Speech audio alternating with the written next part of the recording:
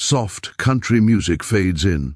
The camera sweeps across golden fields under a fading sunset, the kind that makes the sky blush with oranges and deep violets. Crickets sing in the tall grass, and a windmill creaks slowly in the distance. Narrator gentle voice in a small Texas town called Willow Bend, where folks still waved from their trucks and time felt slower than the wind itself. Two souls were about to collide in a way neither saw coming. One too shy to speak her heart, and one too broken to believe he still had one. Camera pans to the rustic wooden sign of Mabel's Diner. Neon flickers above the porch and laughter hums from inside. Inside, the evening crowd is loud, ranch hands just off work, farmers counting their tips, and a jukebox humming an old country tune. Behind the counter, Clara Mae Jensen, a soft-spoken cook in her late 20s, wipes her hands on her apron. Her hair, a messy chestnut bun, is streaked with flour, and her eyes, gentle but tired, hide behind glasses that slide down her nose every few minutes. She doesn't talk much. She listens, always listening, to stories, to gossip, to dreams not hers. But tonight her heart races for a reason she can't quite explain. Door chime rings. A tall man steps inside, boots dusty, hat in hand. His face, sunburned and shadowed, tells of long days and longer nights. Narrator. That was Luke Callahan, the rancher folks said used to smile before tragedy burned the light out of him. His fiancée had left him a year ago, took her ring, his dog, and his peace. Since then, Luke talked less, drank less, but worked harder than any man alive, as if sweat could bury pain. Clara's eyes flicker toward him, then quickly back to her plate. She's seen him before, always sits in the far booth, never looks up much, just orders black coffee and stares out the window like the night sky's got answers.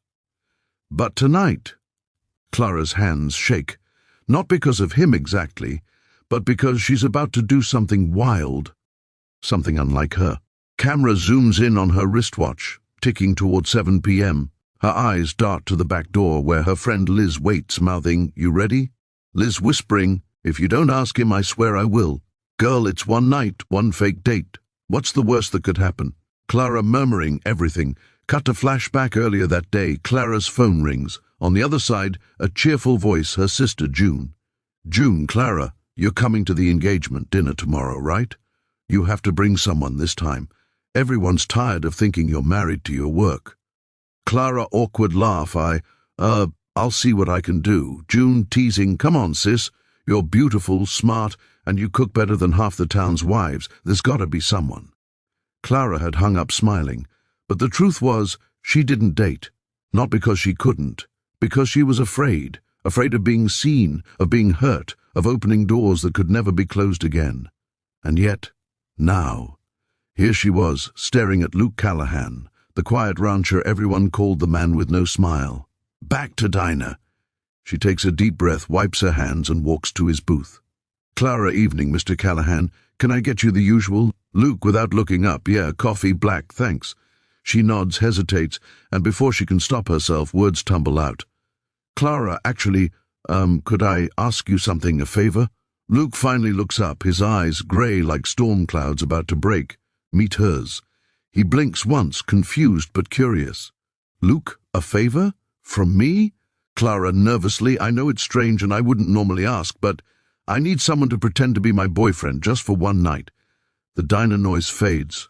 Only the sound of her heartbeat fills the silence. Luke blinks again, his expression unreadable. "Luke, you're serious?"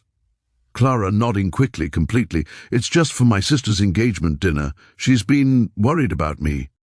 I told her I was seeing someone. Now she wants to meet him." A slow pause.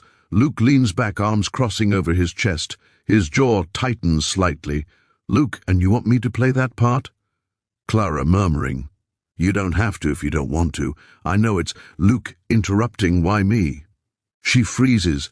The truth catches in her throat. "Because you look like someone who understands pain," she wants to say. "Because you're quiet, safe, real." "Clara, because you wouldn't make fun of me." He studies her, then sighs, long and low. Finally, a ghost of a smile touches his lips.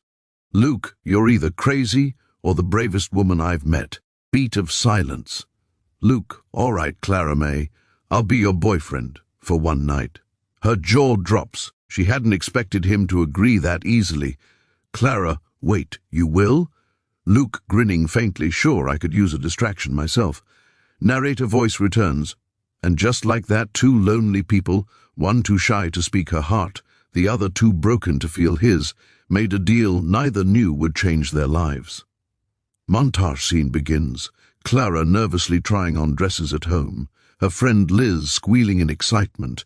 Luke at his ranch, shaving, dusting off his old jacket, staring in the mirror like he doesn't recognize the man looking back.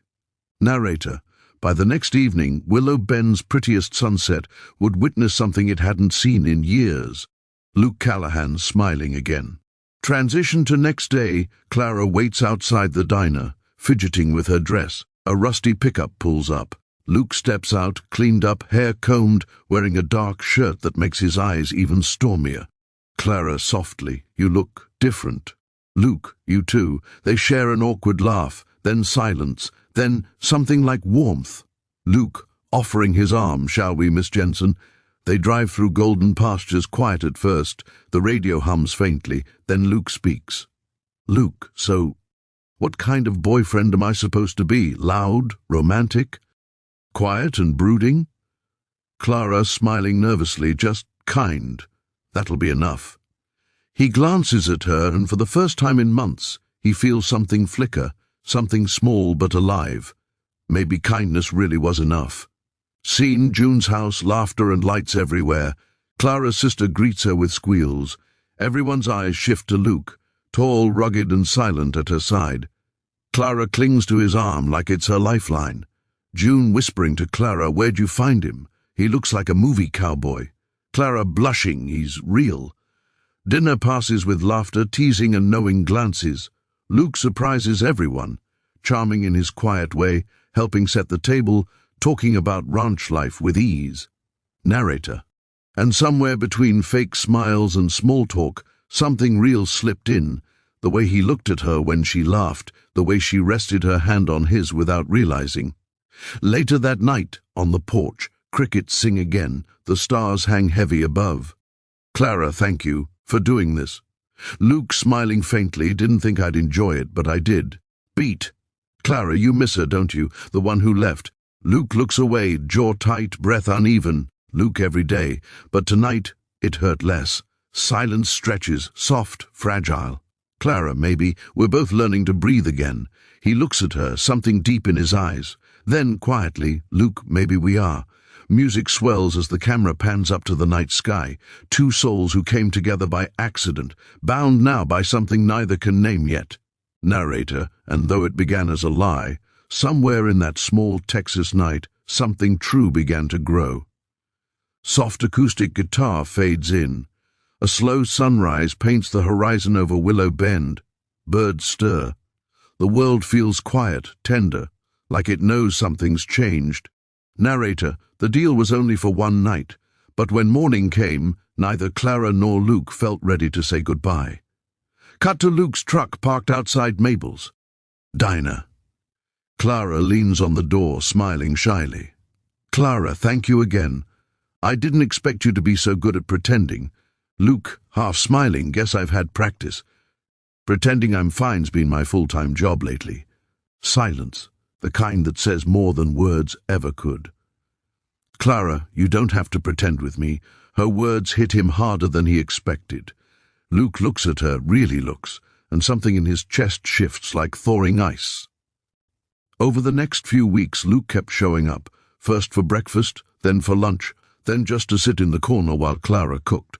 He said it was for her pancakes. Everyone in town knew better. They started talking, little by little, about work, about loss, about the ache of loneliness that comes quietly, like rain on an empty porch.